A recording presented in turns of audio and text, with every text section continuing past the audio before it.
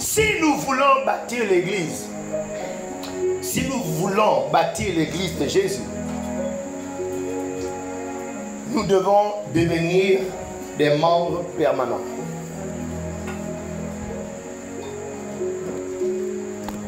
On ne bâtit pas l'église avec des touristes. Amen. Le mot permanent a pour synonyme stable, durable, fidèle, loyal, continuel, être toujours là. C'est la même chose pour les bergers que nous sommes. Nous, en tant que chrétiens qui veulent bâtir l'église, qui veut faire plaisir à Dieu, tu dois juste décider que c'est mon église aujourd'hui, demain et pour toujours. Que je vais vieillir ici, je vais mourir ici, mes enfants aussi vont servir Dieu ici. Toutes les grandes églises que nous connaissons, autour de nous, c'est l'église où tu vas retrouver les membres, ça fait 20 ans, 30 ans, 40 ans, 50 ans, ils sont là. Hein?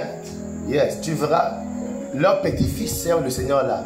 Ils ont commencé là, ils ont grandi, ils ont vieilli, ils ont accouché, les enfants aussi ont grandi, vieilli.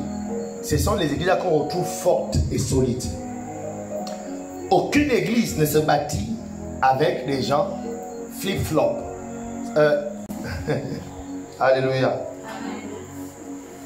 Donc nous devons apprendre à être permanent. Parce que ce n'est pas un caractère naturel d'être fidèle.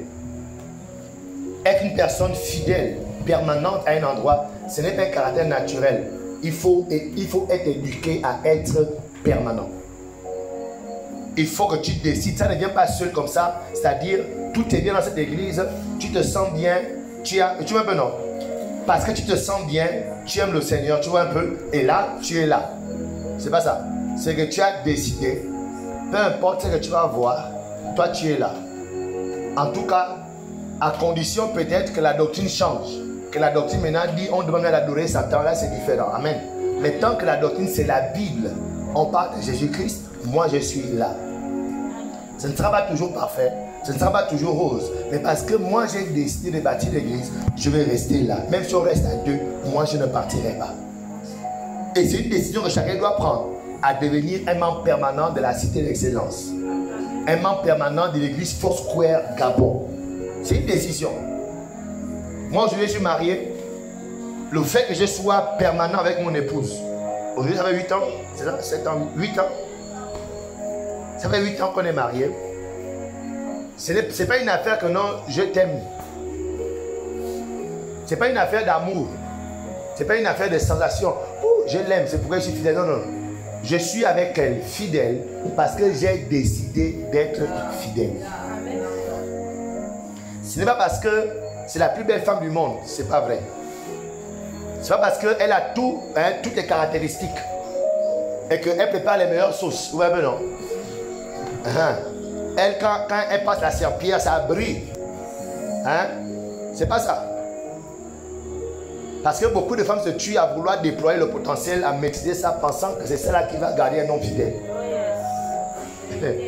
L'homme est fidèle parce qu'il a décidé d'être fidèle. Et moi, j'ai juste décidé. Parce que même être pasteur ne garantit pas que tu es fidèle. Amen. Prier en langue ne garantit pas que tu seras fidèle. Parce qu'il y a des pasteurs qui trompent leurs femmes. J'ai juste décidé d'être. Et c'est un caractère surnaturel qu'il faut apprendre. C'est un exercice. C'est-à-dire qu'il faut que tu t'engages, tu décides juste. Voici cette église, c'est-à-dire tu prends la décision. Ma décision ne vous dérange pas, non? C'est bon? Je vais transpirer, ça ne vous dérange pas? Parce qu'il y a des chrétiens très sensibles. Dès que tu transpires seulement là, tout ce que tu dis là, il est dérangé.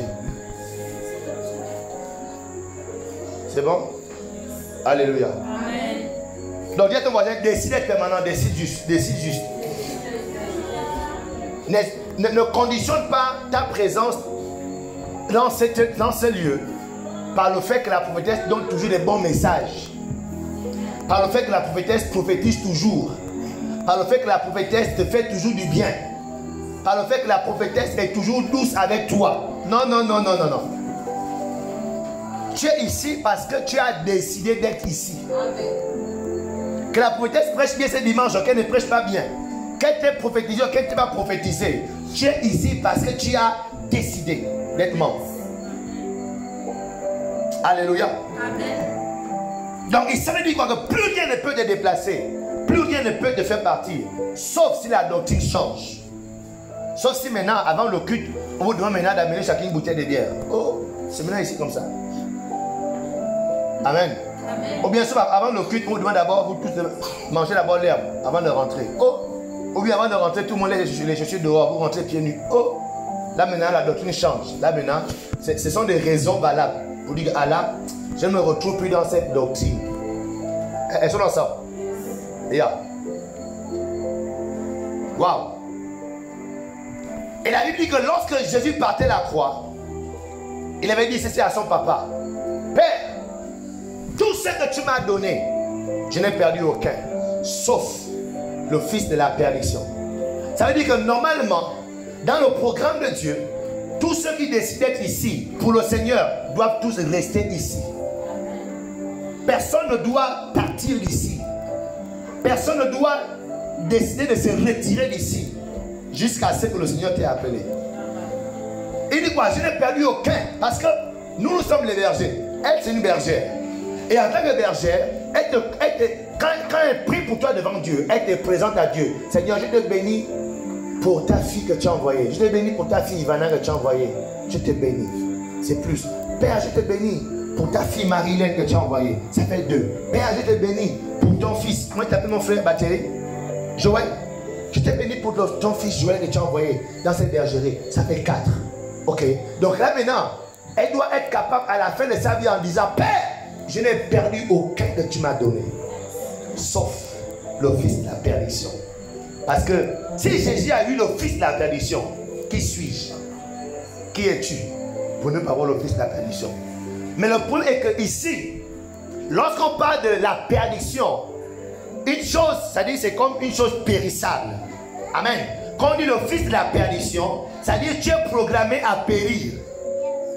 C'est comme les boîtes de conserve. Il y a la date de péremption. Ça veut dire quoi? Même si tu aimes le lait, hein, on a dit en 2026 c'est fini. Si tu bois encore là, ça va te causer une maladie. Alléluia. Donc malheureusement, il y a des gens qui sont programmés à être détruits par Satan. Yes. Et le fils de la perdition, il quitte. Pourquoi? Parce que Satan est rentré dans son cœur. Et c'est Satan qui l'a fait quitter. Ce n'est pas Dieu. Donc beaucoup de ceux qui quittent l'église, disparaissent de l'église. Eux-mêmes, ils se trouvent une très bonne raison. Mais la vérité, c'est que quand on regarde, Satan est rentré dans leur cœur. Et Satan l'a mené à raisonner, à analyser et à conclure que la meilleure chose, c'est que je quitte. Aucun pasteur ne veut accepter que sa brebis, ou bien que la brebis du Seigneur que lui a donné parte. Personne. Surtout ceux qui partent, ils disparaissent juste. Ou bien ceux parce qu'ils sont offensés, ils partent. Alléluia. Amen. Yes. Donc les gens malheureusement partiront toujours. Et lorsqu'ils partent, le problème est que les uns sont partis parce que ils ont été emportés par Satan. Ce qui est encore dommage et dangereux, c'est que le fils de la perdition là, quand il part, il n'aime pas partir seul. Il aime emporter les autres. Que Satan ne rentre jamais dans ton cœur au nom de Jésus. Amen. Yes. C'est-à-dire, et tu vas voir, Satan est un grand prédicateur. Il te dira, bon maintenant ton temps est fini dans ce lieu. Oh, ton temps est fini dans ce lieu. Oh, comment ça ton temps est fini dans ce lieu? Ça veut dire quoi, ton temps est fini dans ce lieu? Maintenant Dieu t'attend ailleurs. Oh, ça veut dire quoi, Dieu t'attend ailleurs? Moi je suis là avec mon époux et puis, un bon matin je me réveille. Madame, comme ça, oh, qu'est-ce qu'il y a? Maintenant mon temps est fini avec toi. Dieu m'attend avec une autre femme. Je ne peux pas bailler. Que penses-tu? C'est non-sens. Alléluia. Non-sens. C'est juste que Satan est rentré dans ton cœur. Que Satan ne rentre jamais dans ton cœur au nom de Jésus. Nous sommes là, nous sommes ensemble pour bâtir. On va te marier. On va s'enterrer les uns des autres. C'est moi qui vais travailler ton cercueil. Ou bien toi, tu vas travailler mon cercueil comme ça là.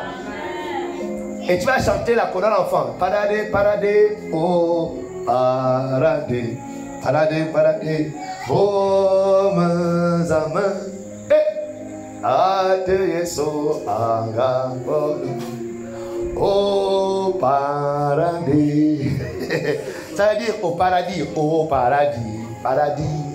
Là où est Jésus, Jésus t'attend, mon frère, ma soeur. Où? Au paradis. Amen. Et tu vas te réjouir que waouh, le pasteur Alain est parti. Alléluia. Yes. Mais c'est triste, tu seras très malheureux ou malheureuse. Ça dit si tu es ailleurs, tu étais perdu, tu apprends que oh, mais le pasteur Alain est décédé. Tu ne peux pas venir. Je me rappelle un jour, mon père spirituel, le révérend Prédit, est parti. Il y avait ses fils qui étaient partis avant, qui avaient quitté l'église.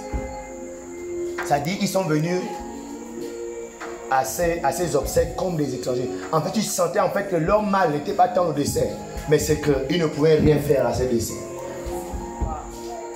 Yes. Wow. Jean 17, verset 12, il dit quoi? Lorsque j'étais avec eux dans le monde, je les gardais en ton nom. J'ai gardé ceux que tu m'as donnés. Et aucun d'eux ne s'est perdu. Aucun d'eux ne s'est perdu. Qu'aucun membre de cette église ne se perde. Qu'aucun membre de Force Près ne se perde. Et il y a ensuite, sauf le Fils de la perdition. Alléluia. Amen. Donc je voudrais nous donner les 3 raisons pour lesquelles vous devez devenir un membre permanent dans notre assemblée Force Près Gabon. Amen. Devenir un membre permanent à la Cité d'Excellence. Devenir un membre permanent à la maison de la réconciliation. Amen. Amen. En devenant un membre permanent de la restauration divine, de la cité de la solution. Devenir un membre permanent. 3 raisons. Première raison, tu dois devenir un membre permanent parce que l'église est une famille. L'église n'est pas le marché où on se croise, on se frotte et puis bye bye. J'étais content de te voir. Ce n'est pas un marché. Dieu compare l'église à une famille. Une famille, on se tisse les liens. Une famille, on s'aime. On devient un. Éphésiens chapitre 2, verset 18. Car par lui, nous avons les uns et les autres accès auprès du Père dans un même esprit. Ainsi donc, vous n'êtes plus des étrangers ni des résidents temporaires. Hein? Vous, diminuez un peu s'il te plaît au piano. Vous êtes au contraire concitoyens des saints, membres de la famille de Dieu. Donc Dieu décrit le rassemblement des croyants comme étant sa famille, une famille. La Cité d'Excellence est une famille. Parce qu'on est une famille, on ne quitte pas une famille parce que l'autre a écrasé l'orteil. Alléluia. Amen. On ne quitte pas une famille même parce que l'autre a frappé. Dans la famille, on se frappe, non? Oh yes, on se frappe, on se tire les cheveux. Et on reste la famille. Dans la famille, papa frappe l'enfant. Prend la ceinture, chicoté. Le soir, quand papa arrive, papa dit encore, Eloane, viens ici. Eloane pas dit, non, je quitte cette famille. Tu quittes cette famille, tu vas où? Amen.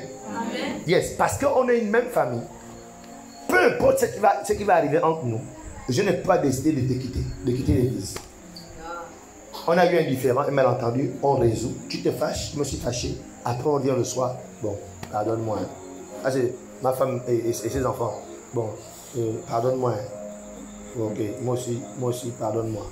Et puis c'est fini. Et puis on continue. Je suis désolé. Un jour, notre fille nous a fait une crise à la maison. Un jour, elle n'est pas à l'école. Le matin, elle pleure. Qu'on veut l'habiller du sur le corps. Et c'était terrible. Sa mère s'est fâchée. Moi aussi, je me suis fâché. On dit, comme c'est comme ça, tu restes dans la chambre seul. Tout le monde est parti à l'école. Après, quand je reviens, je vois la femme, elle est partie à l'école. Je dis, oh, c'est comment? Elle dit, ta fille s'est excusée. Parce qu'à un moment donné, quand la mère l'a envoyée dans la chambre, elle est restée seule. La mère l'a entendu parler seule. Et pendant qu'elle parlait, elle était en train de prier. Elle disait, Jésus, aide-moi ça. Je veux Jésus.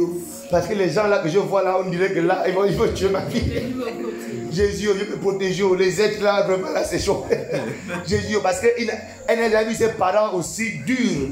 La première fois, elle comprend que là, Jésus vient au secours. Après, quand la mère rentre, elle dit à la mère, je suis désolé. Non, mais je suis désolé. Tu es parti à l'école, oui. La mère aussi dit, moi aussi je suis désolé. C'est fini.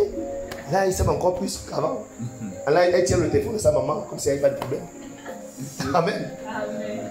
Donc, l'église est cette famille de Dieu. Ce ne sera pas toujours rose. De temps en temps, on va se fâcher. De temps en temps, on va se blâmer. Mais parce qu'on est une famille, la pensée de quitter n'existe même pas. Amen. Est-ce qu'on est ensemble? Amen. Yes. Et dans chaque famille, il y a des problèmes.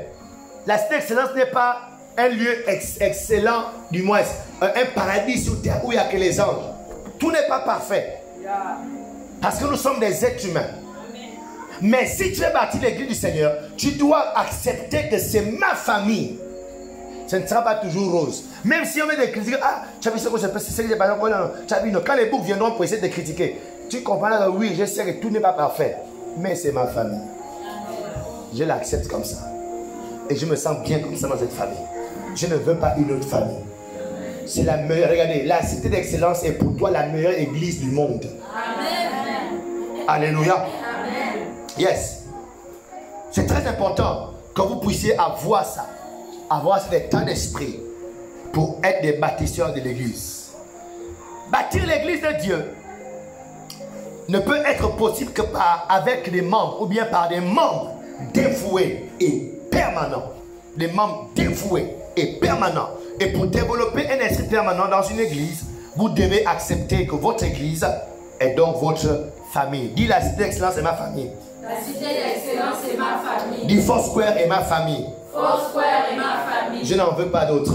Je n'en veux pas d'autres. Alléluia. Amen. Yes, donc si vous avez la foi en Dieu, si vous croyez en Dieu le Père, et que Dieu est votre Père, vous devez aussi accepter que Dieu a d'autres enfants. Et ces enfants sont vos frères et vos sœurs. Et je suis votre frère. Amen. Il y a juste ton frangin. Tu es obligé de m'accepter comme ça. Alléluia. Parce que moi aussi je crois en Dieu. Et nous sommes en ce lieu ensemble. Amen. Et moi, je disais à une fois que j'ai des problèmes avec des chrétiens qui se sentent, il y a des chrétiens qui se sentent plus fins que chrétiens. Il est en Christ, mais il se sent plus baptisé que chrétien. C'est pourquoi tu vois, il y a des chrétiens qui sont dans une église parce que le pasteur est bas pour nous, comme lui aussi est bas pour nous. Vous voyez un peu, non? Pourquoi? Le côté biologique naturel influence plus leur vie que le côté spirituel. Donc, ce type de chrétiens, naturellement, pour un rien, vont partir facilement de l'église. Pourquoi? Parce qu'il n'y a pas encore un lien spirituel. Vous savez, le lien spirituel est quelque chose de fort. Hein? Ça dit, ça ne peut pas se casser le lien spirituel jusqu'au retour du Seigneur. Quand on a réussi à être liés spirituellement, rien ne peut nous séparer. Amen.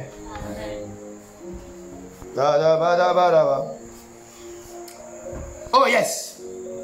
Moi, je préfère, j'aime ma famille biologique, amen. J'aime mes parents biologiques.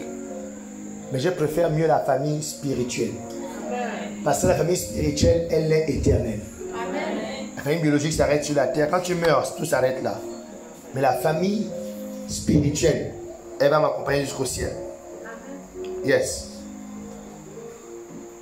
Donc Dieu te donne un esprit permanent au nom de Jésus. Amen. Que rien ne te sépare de ce lieu au nom de Jésus. Amen. Deuxième raison, pourquoi tu dois être un chrétien permanent? Parce que tu appartiens à un édifice. Dis à ton voisin, tu appartiens à un édifice. 1 Corinthiens 3, verset 9. Il dit quoi? Car nous sommes ouvriers avec Dieu. Vous êtes le champ de Dieu. L'édifice de Dieu. Donc lorsque Dieu regarde son église, Dieu nous voit comme un bâtiment. Un bâtiment a des portes, amen. Un bâtiment a des ouvertures. Et chacun de nous représente un élément de ce bâtiment. Chacun de nous, quelqu'un est peut-être à la porte. Moi, je suis peut-être à la porte. Toi, tu es certainement les carreaux ou la fenêtre. Donc, quand Dieu nous voit exactement comme un bâtiment. C'est pour montrer combien on doit être lié dès qu'on dit qu'on appartient à la famille de Dieu. Dès qu'on dit qu'on appartient à une assemblée, Dieu fait ressortir ici l'importance d'être lié. Et que rien ne doit nous séparer. Rien ne doit nous délier. Alléluia. Sauf si tu es le fils de la perdition. Mais je sais que ce n'est pas ton cas. Alléluia. Chacun doit rester à son endroit de façon permanente. Lorsqu'on va tous partir d'ici, on va verrouiller les portes. Amen. Et on va dormir en paix. Pourquoi? Parce que nous savons que la porte ne va pas se déplacer. Imaginez un peu, on ferme la porte. On a tout ici. La porte dit, ah, pourquoi on me laisse ici? Non, moi j'en ai marre. Je quitte là. Et la porte quitte. Hein? La porte met toute la maison en danger. Ou imaginez un peu encore, on fixe une toilette. Et qu'un chrétien représente un WC. Le WC se fâche. Le WC est offensé. Que je ne comprends pas dans cette maison. Je suis négligé. On s'occupe seulement des chaises. Et les chaises qu'on voit quand les invités arrivent. Moi je vois les gens de temps en temps. On m'abandonne. Ici là seul, reculé. Mais monsieur le WC, tu ne réalises pas que personne dans cette maison ne voit l'intimité des gens que toi. Il n'y a que toi qui vois l'intimité des gens. Alléluia. Amen. Le WC ne réalise pas ça. Maintenant, imagine un peu, toi, l'invité. Tu vas maintenant au WC, parce que le WC a fait une grève. Je décide de quitter cette maison. Il quitte la maison. Tu vois maintenant. Et toi, maintenant, tu vas au WC. Avec la sauvageonne, DRH. Tu vois maintenant. Allez au WC. Le WC a disparu. Quel choc. Quel choc. Je ne te souhaite pas un truc comme ça un jour. C'est-à-dire, tu as couru. Tu vois maintenant. Le taxi t'a laissé. Ça a attaqué depuis la ville. Dieu t'a connu toute sa miséricorde. Tu vois maintenant. Toute sa grande miséricorde. Tu as tenu jusqu'à la sortie. Et tu as couru pratiquement. Quand tu arrives comme ça. Là. Ah, en fait, quand tu rentres, quand tu ouvres la porte du WC, en fait, tout ton corps lâche. Tu vois maintenant. Parce que la tête est consciente quand tu es arrivé. Tu vois. Donc, tout ton corps lâche. Et quand tu ouvres la porte comme ça, là, le WC a décidé de quitter. Quel choc. Je ne te souhaite pas un truc comme ça. Là. Amen. Alléluia. C'est ce que font les chrétiens. C'est-à-dire, au moment où on a besoin d'eux, au moment où on pense qu'ils sont là, quand on se retourne, ils ne sont plus là. Donc, c'est pour nous en train de dire que si nous voulons bâtir l'église, vous avez besoin, nous avons tous besoin d'être des chrétiens permanents. Amen. Même si pendant 6 mois on n'est qu'à 3, on reste là 3. Amen. Pendant 2 ans on n'est qu'à 10, Dieu ne bouge pas. Pendant 20 ans on n'est qu'à 30, je ne bouge pas, je reste là. Un jour, le Seigneur va nous visiter. Amen. Et on va se quadrupler. Amen.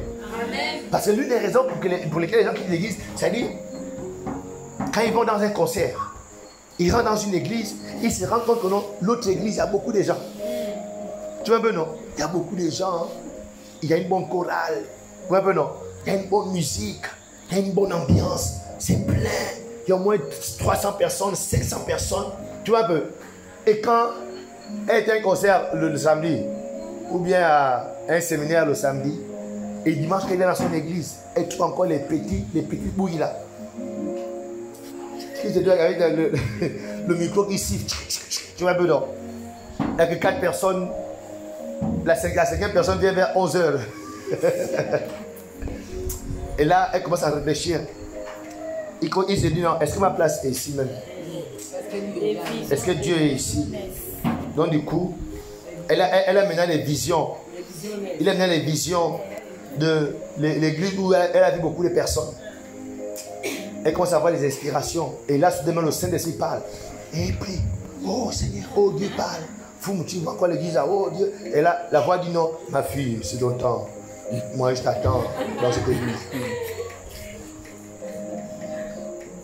Amen. Amen. mon fils, tu gardes ton potentiel ici. Je t'attends maintenant là-bas. Là, ben non. Et là, ils disent, qui suis-je pour résister au Saint-Esprit? Dieu a parlé, il faut que je parte. Amen. Amen. Yes. Quand ils font ça, ils ne se rendent pas compte qu'ils viennent de bloquer l'église. Ils viennent d'être utilisés par Satan pour bloquer l'église. Parce que la vérité, c'est que leur déplacement de l'église de 2 personnes à l'église de 500 personnes n'a rien ajouté à l'église de Jésus. Amen. Parce que l'église de Jésus-Christ, ce n'est pas parce qu'il y a 500 personnes. L'église de Jésus-Christ grandit lorsque le païen quitte sa vie de paganisme pour devenir chrétien. C'est là que l'église grandit. L'église ne grandit pas parce que tu as quitté l'église de 10 personnes pour intégrer l'église de 200 personnes. Tu as fait ce qu'on a dit hier, la tontine des membres. Tu as juste été emballé dans l'esprit de tontine des églises. Donc, si nous devons bâtir l'église du Seigneur, nous devons développer un caractère permanent. Moi, je suis là. Un jour, Dieu va se donner. C'est-à-dire, c'est même dans ce secret-là que tu es en train de développer. Tu développes ta vie de prière. Tu développes ton art d'enseigner, ton art de prêcher. Le bishop a dit que tout ce qu'il prêche aujourd'hui, tous ces livres qu'il écrit, ce sont les messages qu'il prêchait quand il y avait 10 personnes à l'église. Aujourd'hui, il prêche les mêmes messages avec 1000 personnes. Donc les chants que tu te débrouilles à chanter là, avec 3 personnes, tu vois, quand tu vas te mettre devant 1000 personnes, tu comprendras que wow, donc tu es loin depuis. Yes. Parce que toi, réellement, tu chantais par la foi. Alléluia. Amen. Yes, parce que souvent, quand il y a beaucoup de gens, quand il y a 1000 personnes, souvent ça devient comme un truc artistique, tu vois un peu non. Chacun doit bien démontrer celui qui chante mieux, et puis les gens deviennent charnels, tu vois un peu non. Les gens, mais quand il n'y a que 4 personnes, les choses sont vides. Quand tu chantes là réellement, tu vas connecter au Saint-Esprit. Tu vois un peu non. C'est vraiment l'adoration à Dieu, je ne sais pas ce qu'il y a personne là. Tu vois, il y a une petite fille et puis un bébé, et puis bon, tu vas démontrer quoi à qui là. Donc, tu viens démontrer seulement à Dieu seul. Et là, tu es en train de développer ton caractère, ton potentiel spirituel. Amen. Le jour que Dieu va visiter l'église sera pleine. Ce sera juste waouh. Donc, le toilette ne comprend pas que son importance, c'est seulement quand il est dans l'édifice. Le toilette ne comprend pas que il voit l'intimité des gens parce qu'il est dans l'édifice. Si sort de l'édifice, personne ne se met, il ne s'assoit sur un toilette qui est dehors pour faire ses besoins. Ça existe? Bon, normalement, ça n'existe pas. On a mis le WC, on a mis ça dehors et quelqu'un vient s'asseoir dessus. Il y en a?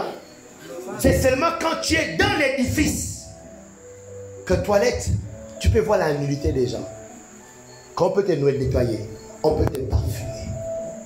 C'est pour dire que lorsqu'on pense quitter, parce que quelque chose est passé, on ne réalise pas que notre importance jusqu'à présent, c'est parce qu'effectivement, on est dans un édifice. Le jour que tu quittes, tu verras comment tout ton potentiel, tout ce que tu avais jusqu'à présent, ça descend comme ça. Yeah. Et même quand tu vas dans une assemblée, ça te demande encore du temps pour te refaire. Que ce ne soit pas ton cas au nom de Jésus.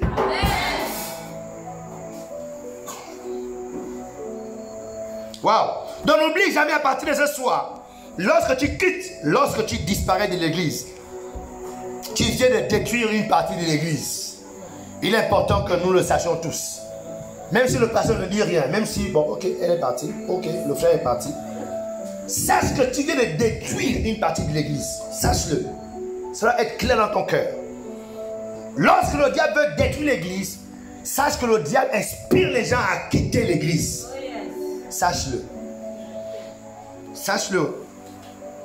C'est pourquoi moi je n'aime pas trop demander aux chrétiens de quitter leur assemblée pour venir à force. Oui, on veut les brebis. Oui, on veut la croissance. Non. Si tu es dans une assemblée, sers le Seigneur. Enracine-toi. Sauf si quelque chose de grave s'est passé que tu dois partir. Amen.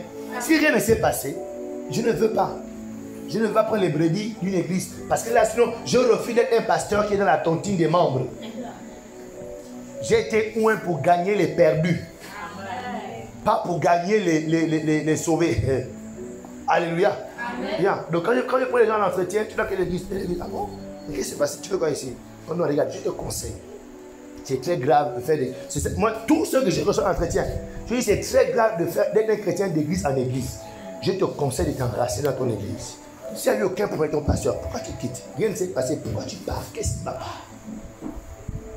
Reste là-bas, serre le Seigneur. Dieu va nous envoyer les vrais brebis. Sauf si vraiment quelque chose de grave s'est passé, là maintenant, on peut te sauver. Parce qu'on va comprendre que tu as besoin du Seigneur. Alléluia. Amen. Yes. Yeah. Nous, on va bâtir l'église. Ce n'est pas seulement remplir les gens. On veut réellement que le corps de Christ augmente. L'église universelle. Amen. Que réellement les gens, l'enfer soit dépeuplé et que le ciel soit peuplé. C'est vraiment ça notre ambition.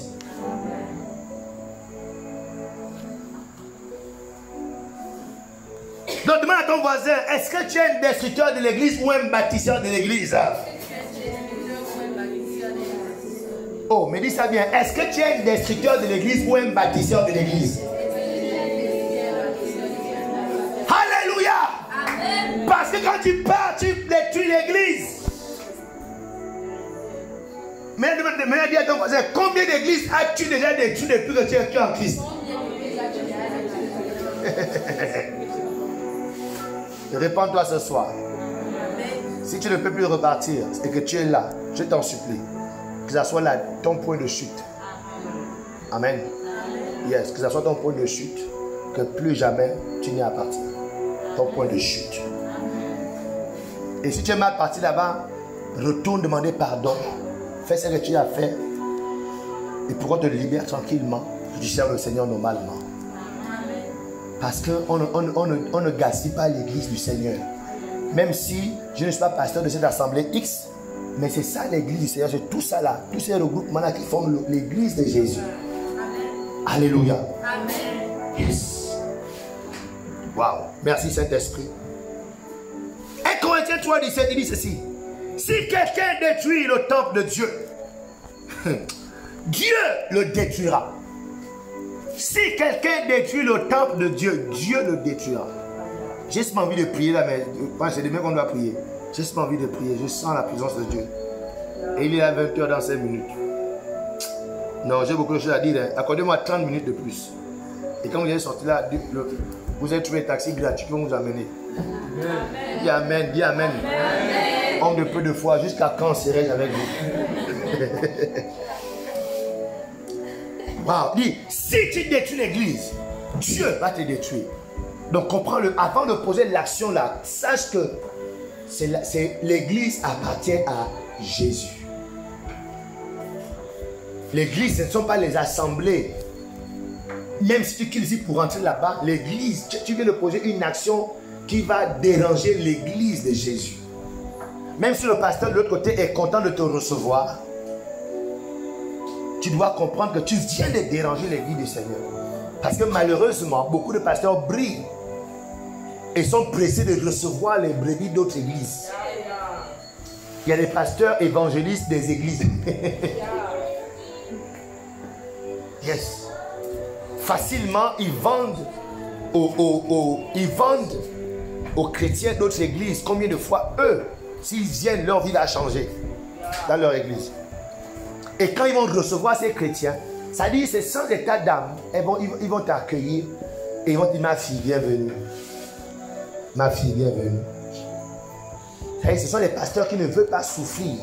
Aller prendre les gens de rien et les amener jusqu'à un certain niveau. Amen. Amen. Yes. Nous sommes une église missionnaire. Nous, on vit pour ça. Amen.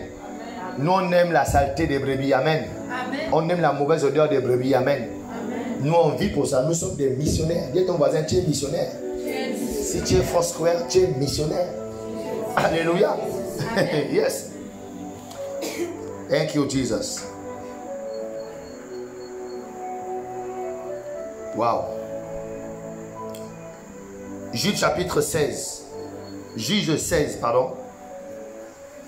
Juge 16. Donc je voudrais rapidement identifier. Donc vous m'accordez 30 minutes. Hein. Je vais vite identifier Jude, parce que Jude est un seul chapitre, donc on dit Jude 16. Je vais vous montrer comment identifier les chrétiens qui vont quitter. Ils sont là, ils chantent, ils dansent. Comment vous pouvez savoir que hey, le frère là va quitter l'église, la soeur là va quitter l'église? Comment? Jude 16, il dit ceci. Ceux-ci, ils sont des murmurateurs, se plaignant de leur sort, marchant selon leur propre convoitise, tandis que leur bouche prononce d'orgueilleux discours et admirant les hommes en vue de leur propre profit. Verset 17. Mais vous, bien-aimés, souvenez-vous des paroles qui ont été dites auparavant par les apôtres de notre Seigneur Jésus-Christ. Comment il vous disait qu'à la fin des temps, il y aurait des moqueurs marchant selon leur propre convoitise d'impiété. Ceux-ci sont ceux qui se séparent eux-mêmes des hommes naturels, n'ayant pas l'esprit. Ceux-ci sont ceux qui se séparent eux-mêmes. Ce sont des hommes naturels qui n'ont pas d'esprit. Donc la Bible met en garde sur un état d'esprit, un type d'esprit.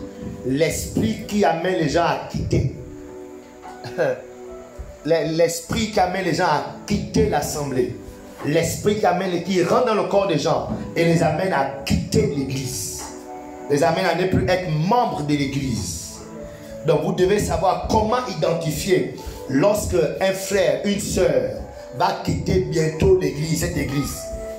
Donc la première chose que vous allez voir, que vous devez observer chez quelqu'un qui va quitter un jour l'église, ce sont les personnes qui se soucient trop d'elles-mêmes.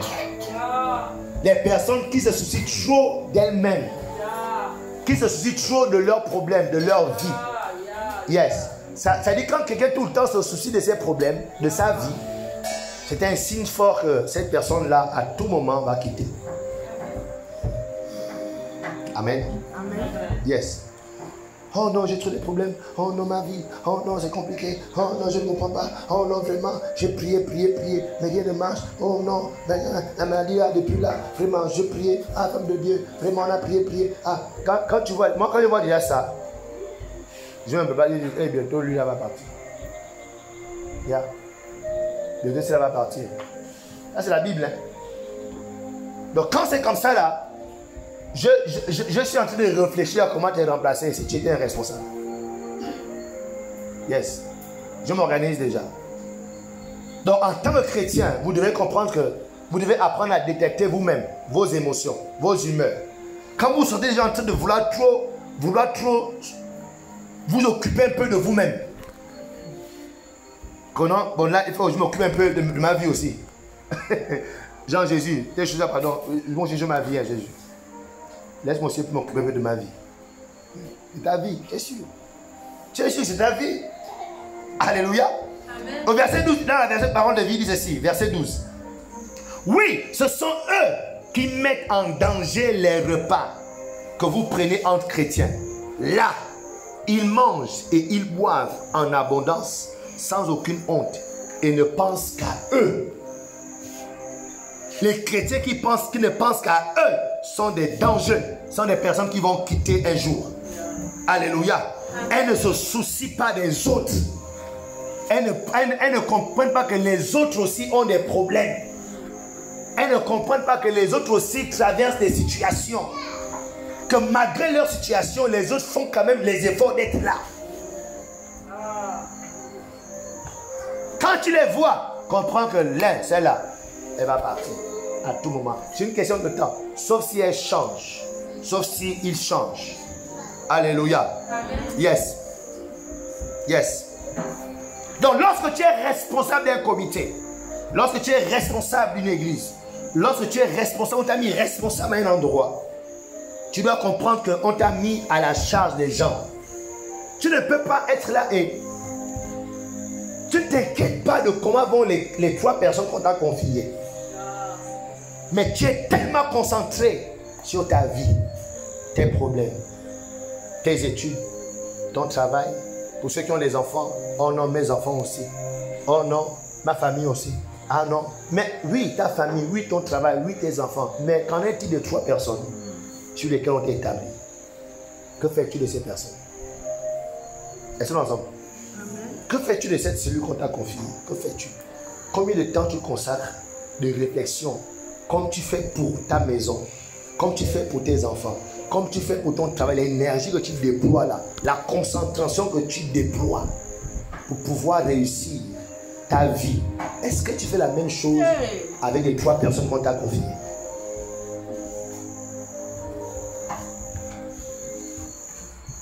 Alléluia. Amen.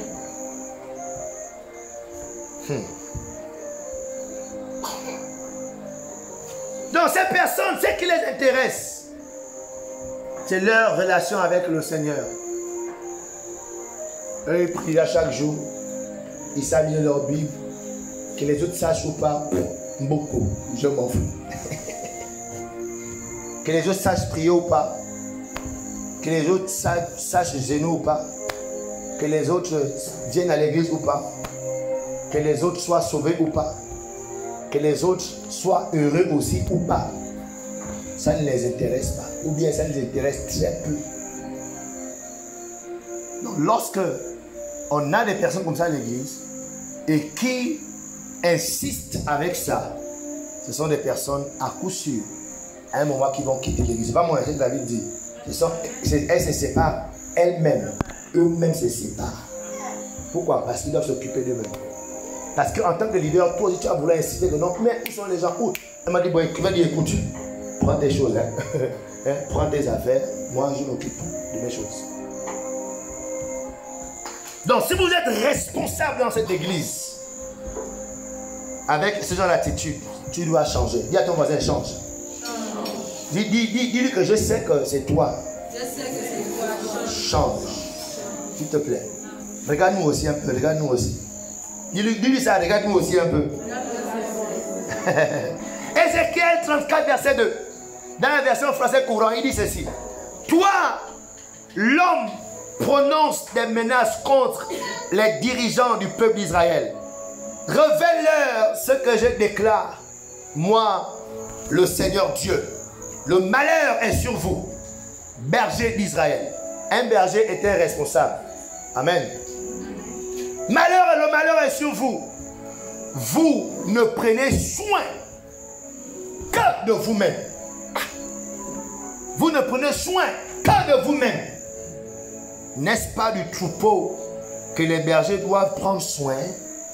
C'est quoi l'affaire que tu te prends soin de toi-même? Mais un berger prend soin du troupeau. Alléluia. Amen. Alléluia. Amen. Donc lorsque vous êtes établi responsable dans l'église, vous ne pouvez plus penser à vous-même. Alléluia. Amen. Yes. Yeah. Nous tous ici. Et vous devez comprendre que en tant que chrétiens, nous sommes tous responsables. Il ne faut pas regarder le responsable de l'accueil qu'on a. Ah voilà, j'espère qu'elle entend ce que personne entend. Non, non, non. Nous sommes tous des responsables. Dès que tu es chrétien, tu comprends ça? Dès que tu es en Christ, tu deviens automatiquement responsable. Pourquoi? Parce que tu viens d'intégrer le corps. Amen. Et comme un corps, est-ce que vous savez que c'est la main qui met la nourriture à la bouche? Est-ce que vous savez ça? Est-ce que vous savez que c'est le cerveau qui commande à la main de mettre la nourriture à la bouche? Est-ce que vous savez que la main ne met pas n'importe quoi à la bouche? Parce que la main, elle sait qu'elle est responsable aussi de la bouche. Elle ne peut pas donner à la bouche n'importe quoi. Sinon, après, le ventre va recevoir un coup et le corps va être malade. Donc, parce qu'on appartient à un corps, nous sommes tous responsables des uns des autres. Amen. Même toi, membre d'un comité, est-ce que tu sais que tu es aussi responsable de ton responsable? Veillez sur le responsable aussi. Veillez, est-ce qu'elle va bien? Souvent, elle vient, elle rit. Mais pourquoi aujourd'hui, elle est venue, la mine à cacher? Qu'est-ce qui ne va pas? Après la réunion, rapproche aussi à Respo. Ça vous allez bien. Aujourd'hui, vous êtes venu un peu différemment. Vous êtes sûr que ça va. Vous verrez comment elle va vous ouvrir le cœur. Et vous allez prier pour elle. C'est ça. C'est ça. Amen. Amen. Souvent, le pasteur, quand il vient, il fait le show. Alléluia. Oh, Jésus a gagné. Quand le pasteur fait comme ça, il a 50 dans la poche. Jésus. Mais aujourd'hui, là, le pasteur monte. Alléluia. Père, merci pour aujourd'hui. Piano, c'est bon. Arrête. Non, merci pour aujourd'hui. Prends ta Bible, Éphésiens 2.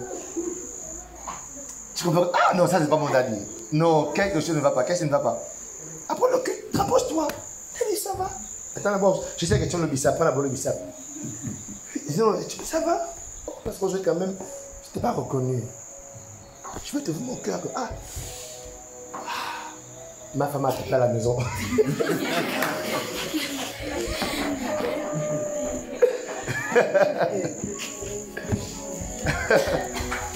Est-ce que vous comprenez que nous sommes tous responsables les uns des autres? Amen. On doit veiller les uns sur les autres. Alléluia. Amen. Donc lorsque le chrétien ne pense qu'à lui, ce sont les chrétiens qui ne restent pas dans l'église. Ce sont les chrétiens qui n'ont pas le cœur pour bâtir l'église du Seigneur. Thank you, Jesus. Thank you, Jesus. Donc, être chrétien, c'est donc intégrer cette famille. Donc, nous sommes responsables les uns des autres. Merci, Seigneur. Waouh. Donc, à partir d'aujourd'hui, ne pense plus à toi-même. À partir d'aujourd'hui, comprends qu'il y a aussi les autres. Les autres aussi sont là. Deuxièmement, comment identifier? Donc, premièrement, pour reconnaître qu'une personne va quitter l'église, la personne fait quoi? Ne pense qu'à elle-même. Amen. Les gens là ne pensent qu'à eux-mêmes. Deuxièmement, les nuées sans eau et les arbres sans fruits partiront. Au verset 12 de Jude, il dit ceci: les nuées sans eau, emportées par les vents, arbres d'automne sans fruits, 2 fois morts, déracinés. Ce sont des versets compliqués, mais qui veulent dire des choses profondes. Lorsqu'on parle des nuées sans eau emportées, en général, quand un nuage se rassemble, normalement, nous attendons quoi? La pluie. Amen. Et après un moment, si le nuage s'est rassemblé, il n'y a pas eu de pluie, le vent va emporter le nuage. Alléluia. Amen. Donc, lorsque ces nuages ont été accumulés, on a attendu, on a regardé, on a dit, oh, il va pleuvoir, allez, les amis, la corde, la pluie va tomber, mais pas de pluie. 5 minutes, 10 minutes, 1 heure, pas de pluie. Ce qui va se passer, c'est que pouf, ça va être emporté.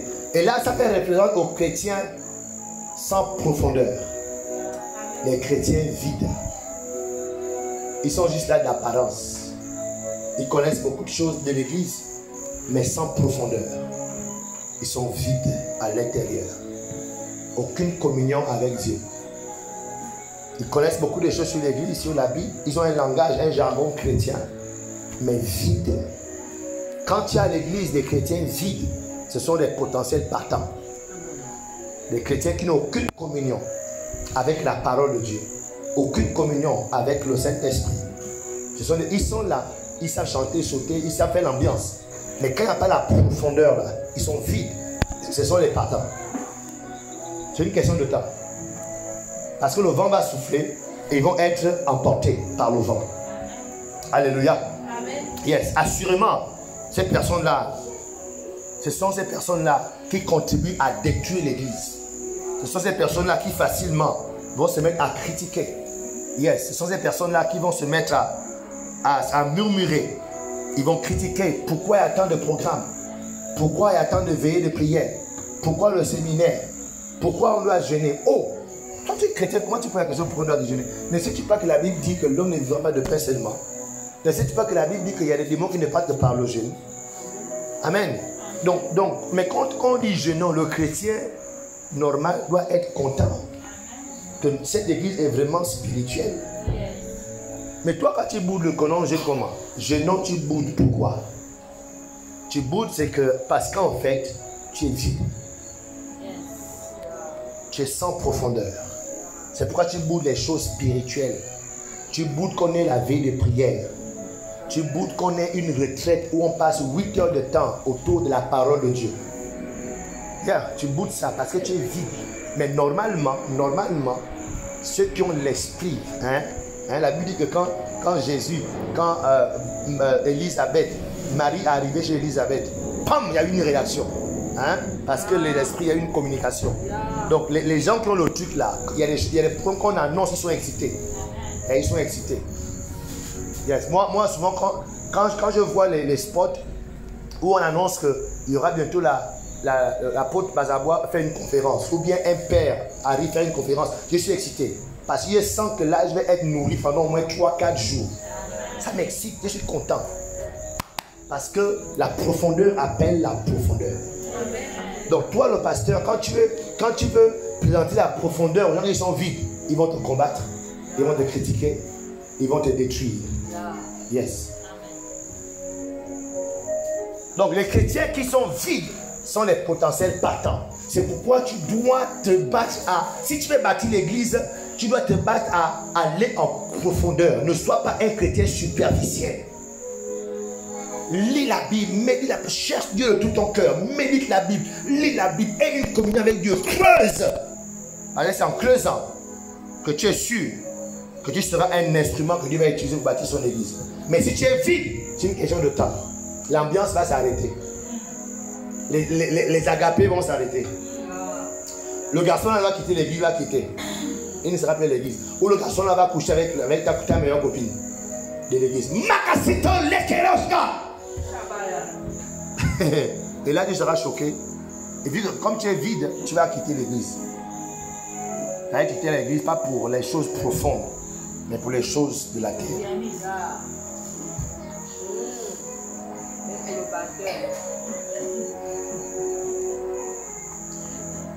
Wow. Parce que quand tu connaîtras Dieu, quand tu seras profond, tu vas respecter l'église du Seigneur. Yeah. Tu vas respecter les gens que Dieu a établis. Tu vas respecter ton berger. Ça dit quand toi tu as une communion avec Dieu et que ton homme de Dieu ou ta femme de Dieu que Dieu a établi sur ta vie, ça dit même quand tu écoutes sa voix, il y a une réaction. Tu sens quelque chose. Tu sens quelque chose. Amen. Amen. Et les gens, quand le pasteur prêche, il est énervé. Elle est énervée. Ça dit, ta voix l'énerve.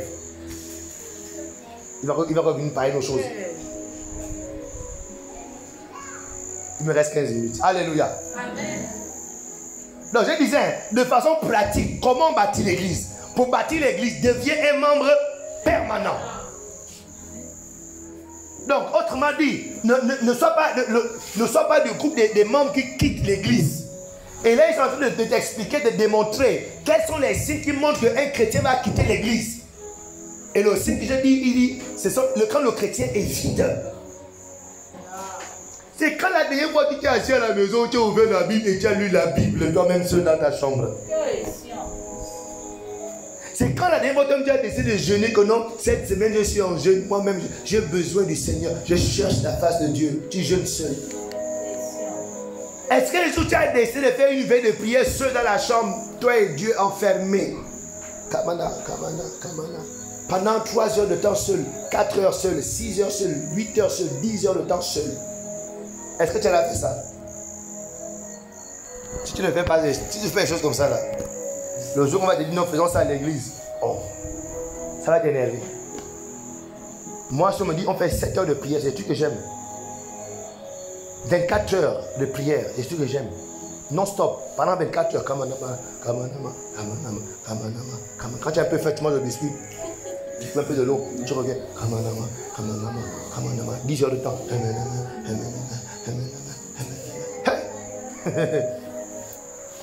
Nous, on est spirituels, ça sont nos choses. Ça sont nos choses. La télévision, nos médias, ça c'est plus pour nous. Nos choses là, c'est chercher à voir Dieu, Amen.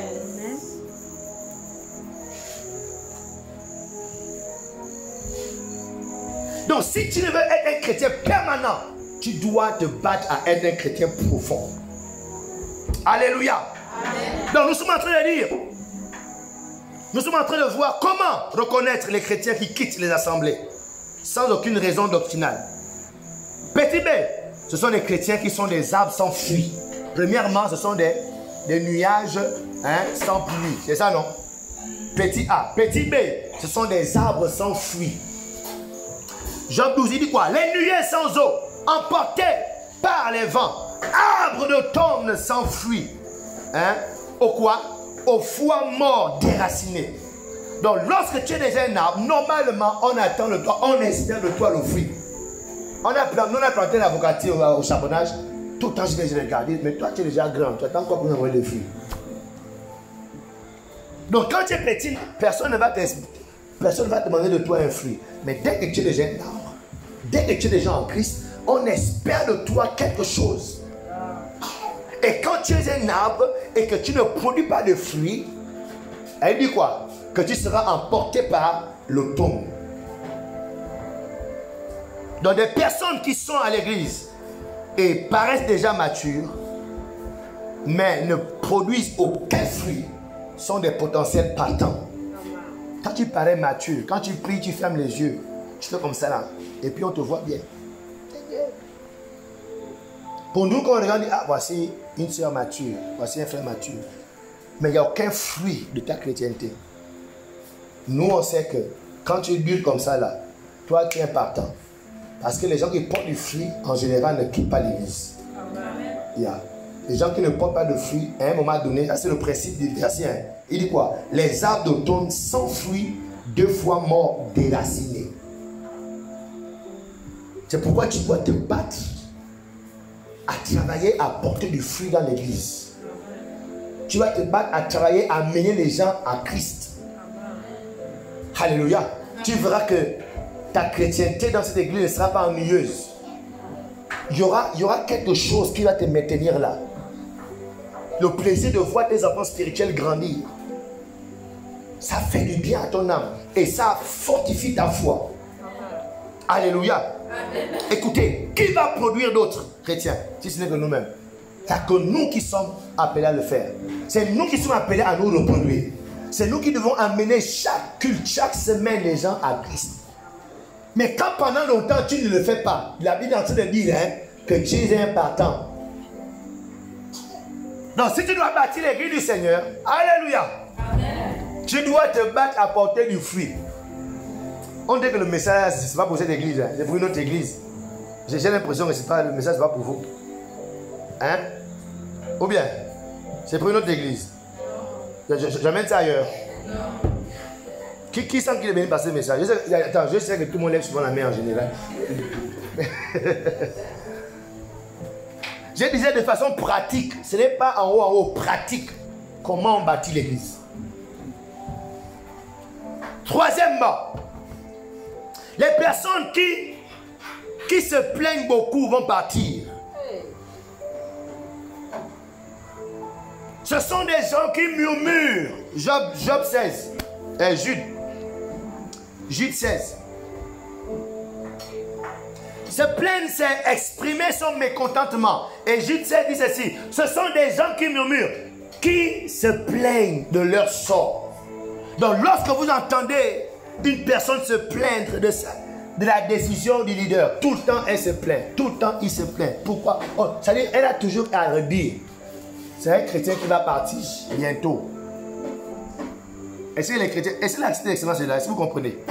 Est-ce que la cité d'excellence est là? Amen. Vous comprenez ce qu'on dit là? Amen. Yes. Donc, on vous donne ça là, ces éléments pour que derrière, quand vous allez rester là, vous sachiez détecter qui est qui. Alléluia. Amen. Yes. Les enfants sont dehors, il y a quelqu'un là-bas? Ok.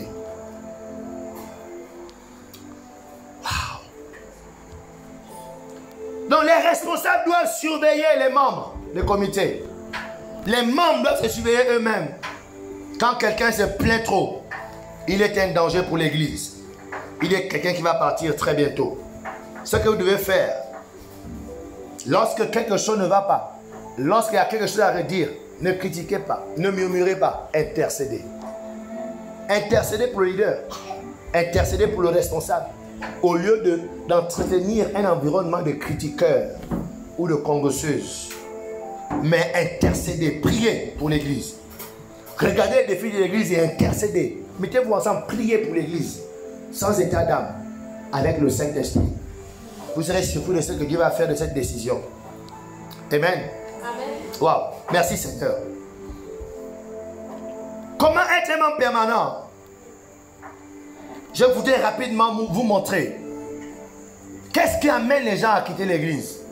Quelle est la force spirituelle qui travaille derrière et amène les gens à quitter l'église. Parce que regardez, pour devenir chrétien, ce n'est pas naturel. Est-ce que vous savez ça? Actuellement, au Charbonnat, nous avons un programme de 3 jours de jeûne et de prière. Nous prions tous les matins à 5 heures. Nous prions tous les soirs à 22 heures. Pendant 1 heure, 1 heure. Donc chaque semaine, on prie de combien? Par jour, on prie 2 heures. Fois 3 jours, 6 heures. On jeûne 12 heures. Fois 3, ça fait combien? 12 fois 3. 36. Hein? 36 heures de jeûne par semaine et 6 heures de prière. On prie pourquoi? On prie pour que les âmes soient sauvées. On prie pour que l'église soit remplie. Est-ce que vous voyez? Donc, ce qui fait que de notre déploiement de jeûne et prière, le Saint-Esprit va toucher les cœurs des gens et les gens vont être convertis. Donc, les gens ne comprendront pas. Soudainement, ils ont envie de venir à l'église. Mais la vérité, c'est que derrière, il y a des intercesseurs et des jeûneurs. Donc, vous voyez qu'il y a eu un effort qui a été déployé et un esprit, le Saint-Esprit est rentré dans le cœur de quelqu'un et l'a convaincu, l'a tiré à l'église. Amen. Donc, c'est pour dire que quand les gens viennent à l'église, ce n'est pas simple. Ce n'est pas d'eux-mêmes. Il y a l'Esprit de Dieu qui rentre en eux et les amène. De même aussi, quand les gens quittent l'église, ce n'est pas simple. Il y a des esprits qui rentrent en eux et les amènent aussi à faire le mouvement contraire de quitter l'église. Et le premier esprit qui rentre dans la vie des gens, c'est l'esprit luciférien. Dites-moi l'esprit luciférien. L'esprit luciférien. Yes, à chaque fois que vous entendez quelqu'un dire non, je suis chrétien, je dis non, je n'ai aucun problème avec l'église, hein, mais vraiment, ma place est plus là-bas. En fait, quand la personne parle, entend juste Lucifer qui est en train de parler. L'esprit de Lucifer. Ésaïe 14, verset 12. Te voilà tombé du ciel, astre brillant, fils de l'aurore. Tu es abattu à terre, toi le vainqueur des nations. Tu disais en ton cœur, je monterai au ciel, je lèverai mon trône au-dessus des étoiles de Dieu. Je m'assierai sur la montagne de l'assemblée, à l'extrémité du septentrion. Je monterai sur le sommet des nuées. Je serai semblable au très haut. Lucifer était un membre de l'église de Dieu. Lucifer était un responsable établi, talentueux, onctionné dans l'église de Dieu.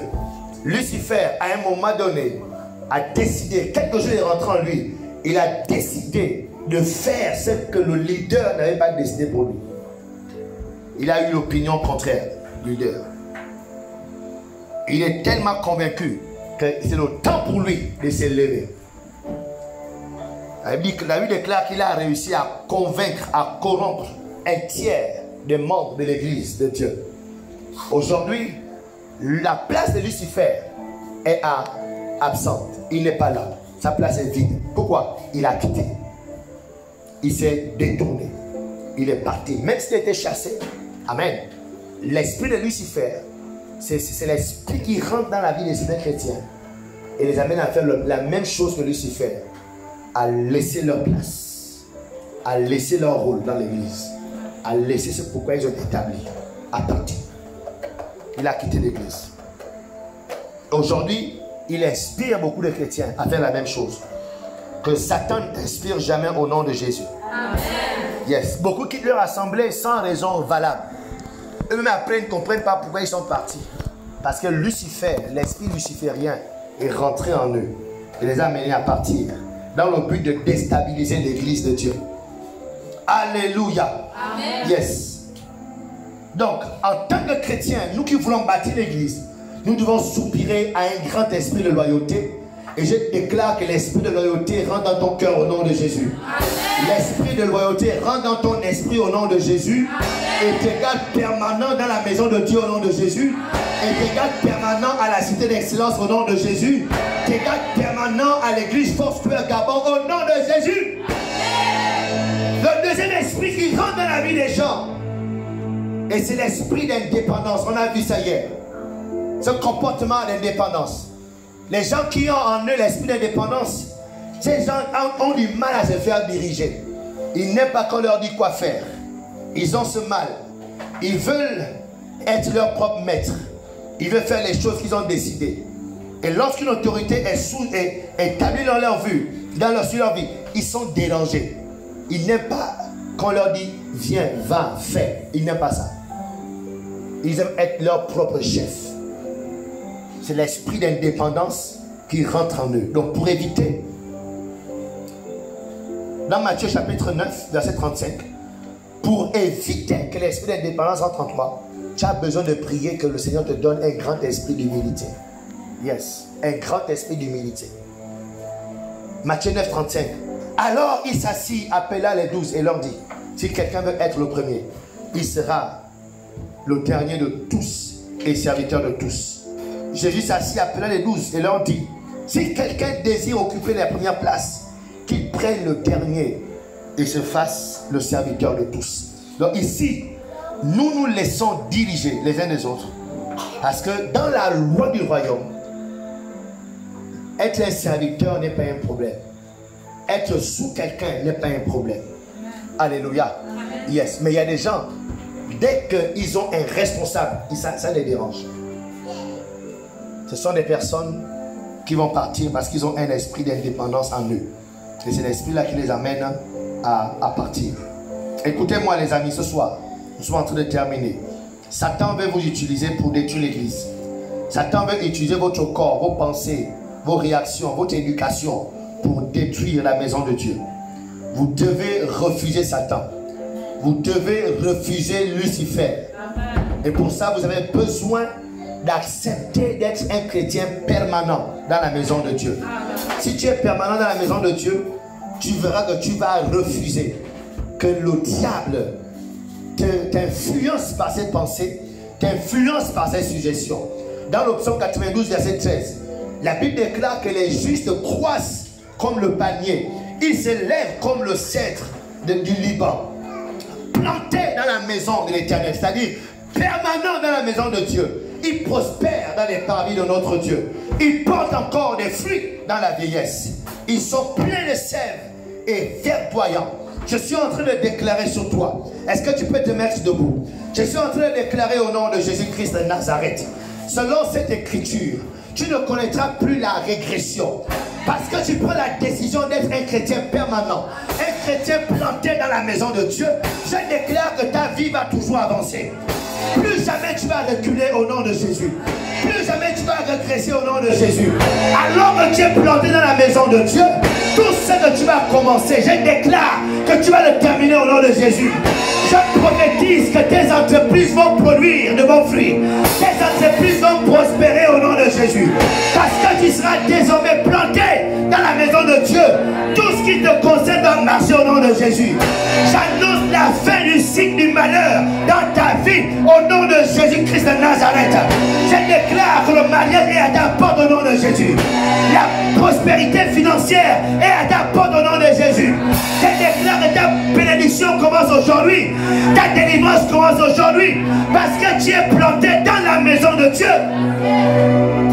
La Bible déclare qu'ils sont verdoyants.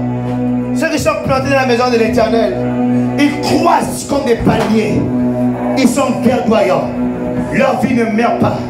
Leur vie ne sèche pas. Je déclare que tes finances ne sécheront plus jamais. Ta santé ne séchera plus jamais. Là où tu étais malade, reçois ta guérison. Là où tu étais bloqué, je te débloque au nom de Jésus. Ce qui ne marchait pas dans ta vie, je prophétise que ça marche désormais. Parce que tu as décidé aujourd'hui d'être planté dans la maison de Dieu. Je vois la vie de Dieu rentrer dans ton corps. Que tout ce qui était mort en toi revient à la vie. Tout ce qui était mort dans ton corps revient à la vie. Tout ce qui était mort dans tes finances revient à la vie. Tout ce qui était mort dans tes relations revient à la vie. Je le déclare au nom de Jésus. Je le déclare au nom de Jésus. La mort est loin de toi au nom de Jésus. La sécheresse est loin de toi au nom de Jésus. Parce que tu es planté dans la maison de Dieu. Prie pour toi un instant. Élève ta voix un instant. Élève ta voix un instant. Prie pour être aimant permanent. Prie Seigneur que jamais je ne sois amené à quitter. Jamais je ne sois amené à déraciner. Jamais je ne sois amené à disparaître. Que je sois un chrétien permanent. Un chrétien qui ne bouge plus.